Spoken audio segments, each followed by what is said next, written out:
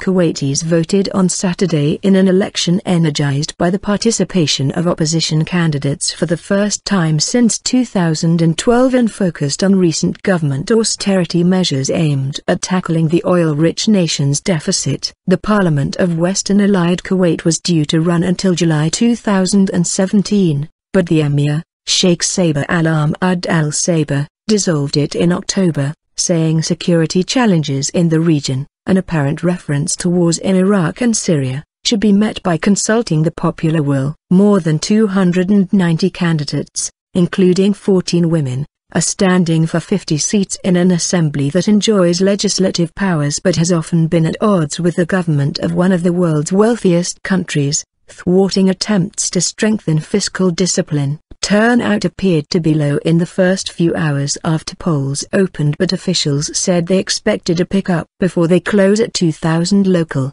1700 GMT. Many of the voters who cast their ballot after polls opened at 0800-0500 GMT, said they hoped the election would inject new blood into Parliament. "I hope we will have a better Parliament than the previous one," said a 22-year-old Islamic Waqf Affairs ministry employee after she voted for the first time at a girls' school in the upper-middle-class al-Rawda district in southern Kuwait City. "We want young men who can help turn Kuwait into a financial and commercial hub, and who can help give people their rights without the help of influential people," said Labul, 45, a department head at the Education Ministry. The opposition, comprising Islamists, Liberals and Pan-Arabists, won a majority in the February 2012 election but boycotted another in December that year over changes to voting rules that activists said favored pro-government candidates. Austerity measures. Campaigning has focused mainly on austerity measures adopted in the past year after officials forecast a deficit of 9.5 billion dinars,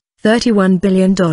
For the 2016-17 fiscal year. The OPEC state relies on oil for about 90% of its revenues, although the deficit is likely to be smaller than forecast as it was based on an oil price of $25 a barrel. Many Kuwaitis fear the government will try to raise prices further and cut many of the perks they have enjoyed for decades, including free health care, education, subsidized basic products, free housing or land plots and interest-free loans to many citizens. The cabinet has approved economic reforms, including increasing gasoline prices by as much as 80%. The raising of fuel prices and electricity prices has severely hurt citizens, 23-year-old Abdullah said after he cast his ballot at a public school in the upper-middle-class al-Rawda district in Kuwait City. Kuwait, a U.S. ally occupied by Iraq in 1990-91. Has relatively open politics by Gulf standards and has avoided the protests that have rocked several Arab states since 2011. But a series of assemblies have been dissolved due to power struggles between the opposition and the cabinet, in which the ruling family holds top posts. While the assembly can pass legislation and question ministers, the emir has the final say and picks a prime minister who selects a cabinet. Amla al-Jarala, a 50-year-old education department employee, said she wanted to see MPs try to improve health and education standards and help working mothers. Asked if she wanted to see women in parliament, she said, "If they are qualified, yes. But that is not an issue.